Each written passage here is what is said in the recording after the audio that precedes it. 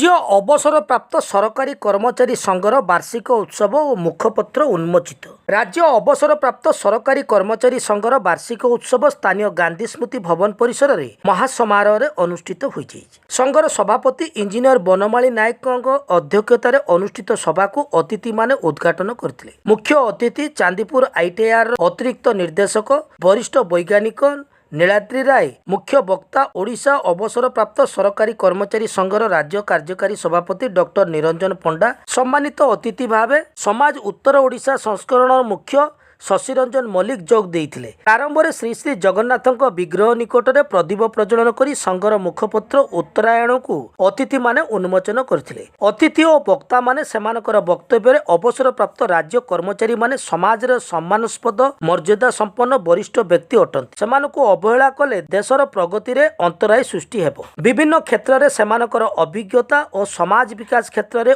उपयोग करा उचित। डॉक्टर क्षितीश्वर दास वेदपाठ करथिले और कल्याणी नंद संयोजन तांकर साथी माने आवाहनी संगीत गान करथिले। साधारण संपादक वीरेंद्र कुमार महंत, संपादकीय विवरणी और अर्थ संपादक दामोदर नायक मुखपत्र संपादकीय पाठ करथिले। सकाळ प्रथम अधिवेशन में सांगठनिक कार्यक्रम में जिलार 15टी शाखार सभापति और संपादक उपस्थित रे आगामी 3 वर्ष पर निर्वाचन कमिटीर मुख्य परिचालक बसंत कुमार नायक नूतन कर्मकर्ता नाम घोषणा करथिले। एथिसह बालेश्वर विभिन्न क्षेत्र में उल्लेखनीय अवदान पर व्यक्ति विशेषों को संबर्धना प्रदान करा जायतिला। आज राज्य अवसरप्राप्त सरकारी कर्मचारी संघर 28तम वार्षिक अधिवेशन। ये अधिवेशन रे हमर विभिन्न ब्लॉक रे 15टी शाखा अछि। सब शाखार प्रतिनिधि माने जोग दैछन्ती एवं हमर एठिकार स्थानीय सदस्य माने ମଧ୍ୟ जोग दैछन्ती। तो ये हमर दुईटी पर्याय रे अधिवेशन अनुष्ठित होईछि। गोटे सांगठनिक सम्मेलन सेथिरे हमर सांगठनिक विषय रे आलोचना ही प्रस्ताव मान गृहीत होई सारछि। आ एबे साधारण अधिवेशन आरंभ होईछि। आज आमे एठी मुख्यतः आमे जो अवसरप्राप्त कर्मचारी मानकर स्वास्थ्य बीमा उपरे गुरुत्व दउछु। जे गोटे वर्गर कर्मचारी माने जो माने उच्च वर्ग रे विशेष कर अछन्ती से माने सुविधा पाउथला बेले अन्य समस्त कर्मचारी स्वास्थ्य बीमा सुविधा जोगे दिया जाऊ एटा गोटे दाबी रखिछु।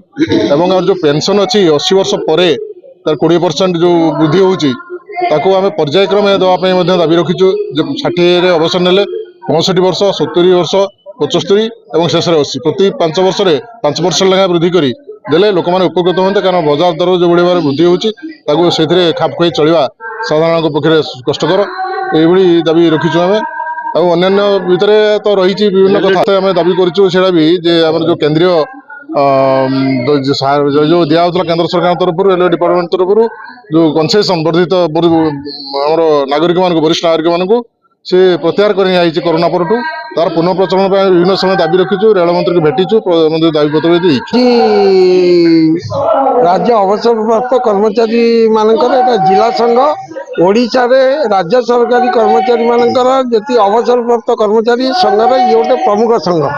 ओडिशा रे बालेश्वर जिला प्रथम रही ये बड़ा श्रृंखलित संघ। एमाने बहु सामाजिक कार्य काम करती एवं आज जो विभिन्न दाबी प्रस्ताव गृहीत होती सकाळ अधिवेशन में एवं कर्मकर्ता निर्वाचित हो पेनाल अनुसार कर्मकर्ता निर्वाचित होती। इंजीनियर बनमाली नायक जी सभापति थे से पुणी सभापति रहिले। जी कोषाध्यक्ष थे से नूतन दायित्व नेले दामोदर नायक साधारण संपादक होती एवं अन्य सब कर्मकर्ता निर्वाचन आज दाबी विभिन्न दाबी ग्रहण करा जायछि।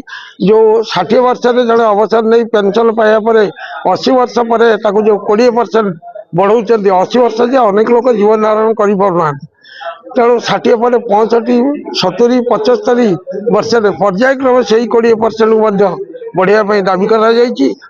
एवं वरिष्ठ नागरिक माने समस्त आम वरिष्ठ नागरिक तेणु वरिष्ठ नागरिक मान रेल विभाग तरफ जो कनसेसन सुविधा थिला से कनसेसन पुनर्प्रचलन दाबी करा जायछि।